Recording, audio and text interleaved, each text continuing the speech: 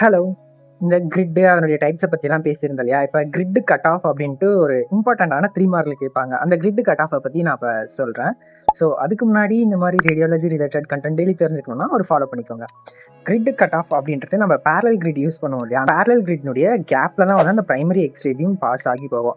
Sometimes என்ன ஆகும் அப்படின்னா, அந்த பேரலல் கிரிட்டினுடைய எட்ஜஸ்ல பிரைமரி பீம்ஸ் அப்சர்வ் ஆகிக்கும். பிரைமரி பீம் தானே இமேஜ் ஃபார்மேஷனுக்கு ஹெல்ப் பண்ணுது. அந்த எட்ஜஸ்ல அந்த பிரைமரி பீம் அப்சர்வ் ஆகும்போது நமக்கு இமேஜ் வந்து டார்க்கரா அப்பியர் ஆகும். ஸோ இதைத்தான் கிரிட் கட் ஆஃப் அப்படின்ட்டு சொல்லுவாங்க. அதனால தான் வந்து இந்த பேரலல் கிரிட்டுக்கு ஆல்டர்னேட்டிவா நம்ம ஃபோக்கஸ்டு கிரிட்டு, மூவிங் கிரிட் இந்த மாதிரி ஒரு அட்வான்ஸ்டு கிரிட்டை வந்து அதுக்கப்புறம் போக போக டிஸ்கவர் பண்ண ஆரம்பிச்சாங்க.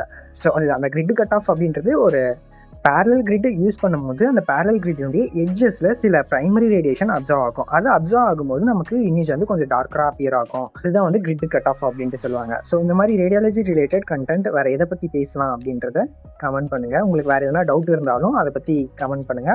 எனக்கு தெரிஞ்சதை நான் உங்ககிட்ட ஷேர் பண்ணிக்கிறேன். So that's all. பை.